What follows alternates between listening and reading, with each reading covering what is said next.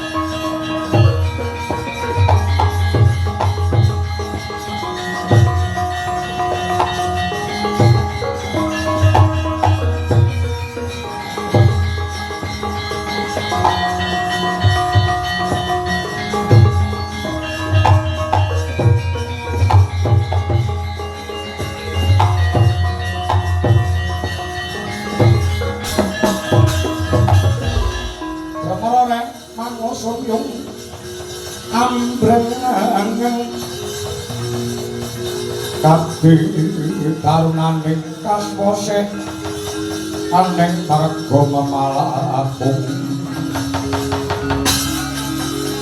ora sang kon makan ojo lengan lalu manglati soraya mangrang sang kaya soraya mangrang sang Waya Bumya Samo Romaya Anto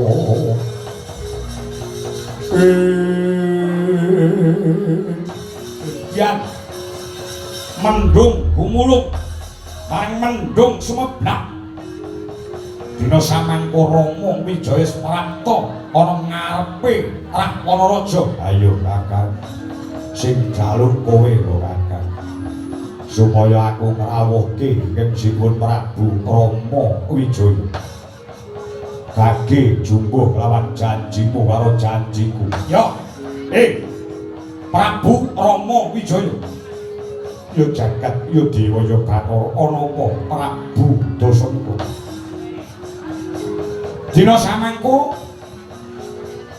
ora ana ceceking ati bakal gawe kapitungan tumrape jeneng sira Rama Wijaya.